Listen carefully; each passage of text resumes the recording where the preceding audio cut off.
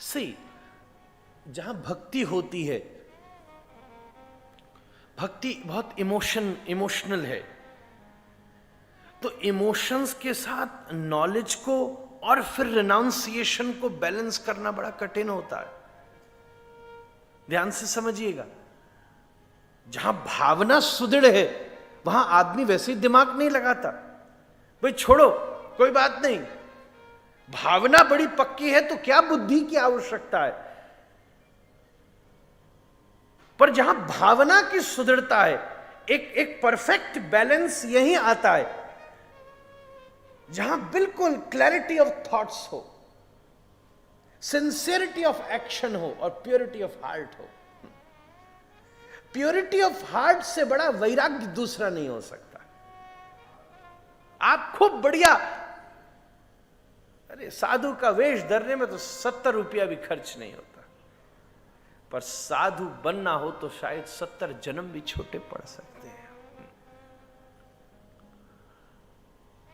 पवित्र मन साधु की पहचान है, निर्मल मन वो सबसे बड़ी पहचान है। तीनों चीज सुदृढ़ हो सके, आदमी इमोशन भी हो और डिटैच्ड भी हो, क्या बात है। वैराग्य के साथ भक्ति को संभाल के रखना, ये तीन बड़ी विरोधाभासी वस्तुएं हैं जयलाल। एक तरफ हम भक्ति जोड़ती है और वैराग्य मोड़ता है। भक्ति में तो मन चिपकता है और वैराग्य में प्रैक्टिस ऑफ डिटैचमेंट होती है। अब जहां दिल काम करता है वहां दिमाग कमजोर पड़ जाता है। जब दिमाग काम करता है,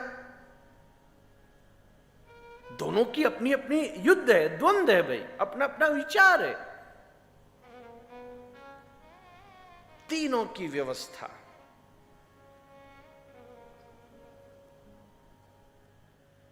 भावना भी सुदृढ़ हो जाए, उसके साथ साथ वैराग्य भी सुदृढ़ हो जाए, कोई बात नहीं।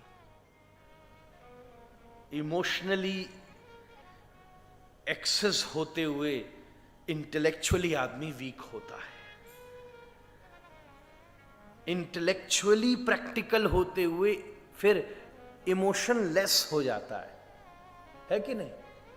अब बुद्धि तीव्र चलेगी, पर ज्ञान और भक्ति, इन दोनों का स्वतंत्र मिश्रण बड़ा विलक्षण है। ये जब तबला बजता है तो इसमें ताल का ज्ञान भी है और बजाने वाले की भक्ति भी है। साथ में जो कला है वो वाद्य से स्वतंत्र है। अगर ये वाद्य बदल दो, राहुल का दूसरा तबला दे दो, तो उसके ऊपर भी वही ताल बज सकती है। तीनों व्यवस्था एक साथ सुदृढ़ करना जीवन बहुत कठिन है। हम इमोशन के साथ बहुत एक्सेस होते हुए भी डिटैच्ड हो सके, ये बड़ी कठिन बात है। बहुत इमोशनल होते हुए भी डिटैच्ड हो सके, ये कैसे चलेगा काम।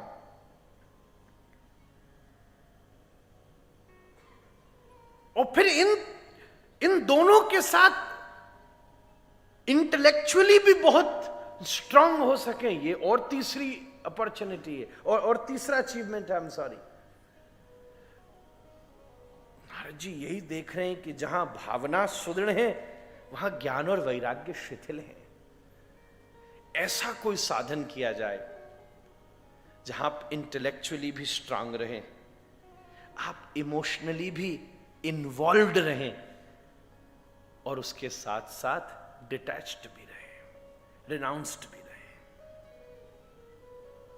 इसी को भक्ति, ज्ञान और वैराग्य कहते हैं। ये तीनों बड़े कठिन काम हैं। तीनों व्यवस्था कैसे चलेंगी। नारद जी सब जगह घूमे, कहीं आसरा न मिला। बद्रीनाथ पहुंचे तो सनकादिकों के सानिध्य में आपने ये जिज्ञासा करी कि प्रभु कोई ऐसी व्यवस्था आपको मालूम है जहां व्यक्ति भगवान से जुड़ भी जाए? अच्छा, ये तीनों जगह हमें तीनों चीज 3 जगह लगानी है। ध्यान से सुनिएगा। भगवान के प्रति अगर भक्ति होगी तो संसार की तरह बुद्धि होगी, और संसार की तरफ बुद्धि होगी तो स्वतः वैराग्य सहयोगी बनकर साथ खड़ा हो जाएगा। अपन करते उल्टा है। संसार की तरफ भक्ति होती है और परमात्मा की तरफ बुद्धि होती है। कई बार महादेव पर दुग्ध चढ़ाते चढ़ाते भी बात आ जाती है, अरे हमने दूध वेस्ट कर दिया क्या इतना? भाई जिस समय ये भावना आई उस समय जरूर वेस्ट हो गया। अगर ये ऐसी भावना नहीं आती तो मैं पूरे विश्वास से कह रहा हूं उस दूध का कतरा कतरा महादेव पर चढ़ता। और जरा सा इमोशनली समझिए, ये ज्यादातर वही लोग कहते होंगे जो कभी शायद विश्वनाथ का दर्शन करने भी नहीं आए हों, उनसे भावना से जुड़े भी ना हो। महादेव एक दूध की बूंद भी बर्बाद नहीं होने देते, उसको कहां से प्रकृति में घुमा के कहां उसके पोषक तक पहुंचा देते हैं। इस धरती में अन्न का एक दाना कभी वेस्ट नहीं हो सकता। कहीं ना कहीं कोई पशु, उसके बाद कोई कीट, उसके बाद कोई पतंग, कोई जीव कहीं न कहीं किसी न किसी रूप में उसका भोक्ता है, कभी न कभी उसको लेता है, इसलिए कभी व्यर्थ नहीं जा सकता। ये तीनों का आधान बहुत विवेक से बनता है।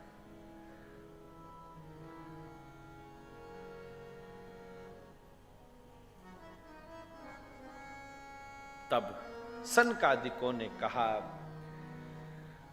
सत्कर्म सूचको नूनम ज्ञान यज्ञ स्मितो बुधौ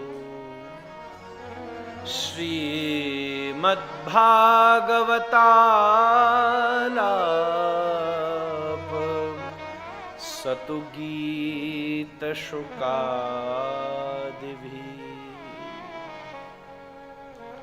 शुकादिक बड़े बड़े परमहंस शिरोमणि के आचार्यों ने जिस ग्रंथ का आश्रय लिया है, मेरा ऐसा मनोभाव है कि तुम उस श्रीमद् भागवत का श्रवण करो, पहले सुनो उसे। उसको सुनने से थोड़ा थोड़ा तीनों काम हो सकता है। भगवान के प्रति भक्ति भी जग सकती है। अब हम भी देखो वृंदावन छोड़ के आए, आप भी बंबई छोड़ के आए, ज्यादा नहीं तो 2, 3, 5, 7 दिन का तो बैराग आ ही गया होगा महाराज। तीनों का अभ्यास सुदृढ़ होता है। थोड़ा हम आउट ऑफ द क्राउड जाके संसार को देख पाते हैं। 7 दिन में क्या होता है, जरा सा आउट ऑफ द फ्लो खड़े होते हैं। आज के समय जो सब चल रही है चारों तरफ चीजें, जरा उससे अलग खड़े होकर फिर देखते हैं कि ये क्या दुनिया का फ्लो आ रहा है, और फिर कुछ एडिट्स करके उसकी तरफ प्रवेश करते हैं।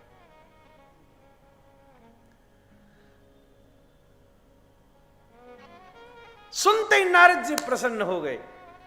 अब बोले बड़ी सुंदर बात है, पर एक समस्या है कि इस समय मैं इतना बदनाम हो गया हूं कि कहीं भी जाऊं तो मुझे देखकर सब महात्मा एकदम इधर उधर हो जाते कि नारद जी कौन सा प्रश्न पूछ लेंगे। आपको स्मरण हो तो हमने किसी जमाने में आपको रामायण की कथा सुनाई थी, आप उसके बदले में हमें भागवत जी की कथा सुना दें, आप ही सुना दें। तभी सनकादिक व्यासपीठ लगा करके विराजमान हुए देवर्षि नारद उसके मुख्य श्रोता की तरह बैठ गए। सनकादिकों ने बैठकर श्रीमद् भागवत के मंगलमयी महिमा का गान किया।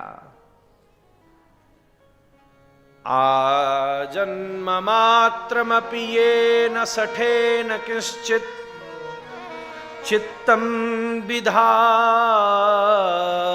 शुक शास्त्र कथा न पीता चांडाल वक्ष खरवद्वत तेन नीतम मिथ्या स्वजन्म जननी जनि दुख भाजा। आजन्म मात्रमपि येन सठेन किंश्चित। इस मनुष्य जीवन को जो बड़ा दुर्लभ है, ये ह्यूमन लाइफ नॉर्मल देखो तो अपने को मिल गई, सिस्टम चल रहा है, पर अगर बड़ी संवेदनशीलता से देखो तो बड़े भाग्य मानुष तन पावा, दुर्लभो मानुषो देहो। ये मनुष्य शरीर बड़े भारी अवसर की तरह सबने लिखा है कि हम सबको प्राप्त हुआ है। इस मनुष्य शरीर में जो जितनी और दुर्लभ चीजें हैं वो सुलभ हैं बड़ी आसानी से। आज तक घोड़े ने कोई आविष्कार करने का नहीं सोचा, हजारों साल से वो वही घास खा रहा है। उसने नहीं सोचा कि let me make a grass soup और समथिंग लाइक दैट। पर मनुष्य ने कहां से उसको इतने विस्तार तक पहुंचा दिया। दुनिया की सारी दुर्लभ वस्तु सुलभ हो जाएं, ये मनुष्य शरीर की पॉसिबिलिटी है।